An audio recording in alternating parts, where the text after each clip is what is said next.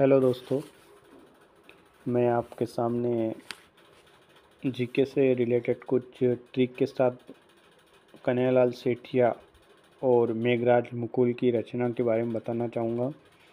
जो मैंने एक इन्हें दोहे में पिरोहा है।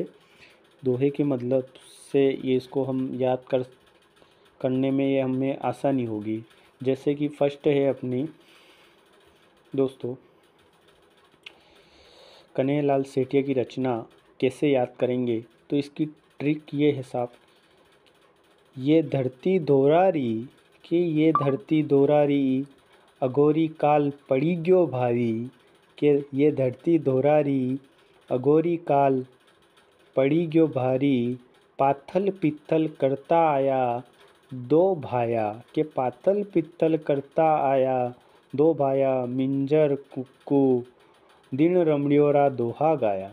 तो साहब इसमें देखेंगे तो कन्हैयालाल सेठिया की रचना कौन कौन सी है, तो धरती दोहरारी है, अघोरी काल है, और पाथल पित्तल है, और यह है मिंजर कुक्कू, और दिन रमणियोरा दोहा गाया। तो ये फर्स्ट रचना अपनी कंप्लीट। अब दूसरी रचना की बात करें हम, मुकुल राज की रचना। मुकुल राज की रचना, इसके क्या ट्रिक है कि भूटान के लिए खूब लड़ी। के भूटान या भूदान दोनों समझ सकते हैं उससे, कि अपना शहर है जैसे भूटान, उस हिसाब से बने हुए ठीक है। कि भूटान या भूदान भी कर सकते हो, क्योंकि मेन तो भूदान ही है। कि भूटान या भूदान के लिए खूब लड़ी रण लोरी सेनानी। के भूदान के लिए खूब लड़ी रण लोरी सेनानी। सीना में जाग उठ्या अंगारा। के सीना में जाग उठ्या अंगारा। धरती रो कियो सिंगार। फिर धरती रो कियो सिंगार। के भूटान के लिए खूब लड़ी रण लोरी सेनानी।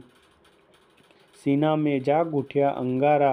धरती रो कियो सिंगार। तो इसमें भूदान उसकी रचना हो गई, रण लोरी उसकी रचना हो गई, सेनानी उसकी रचना हो गई, और जाग उठ्या अंगारा उसकी रचना हो गई, और धरती रो कियो सिंगार ये उसकी क्या हो गई, रचना हो गई।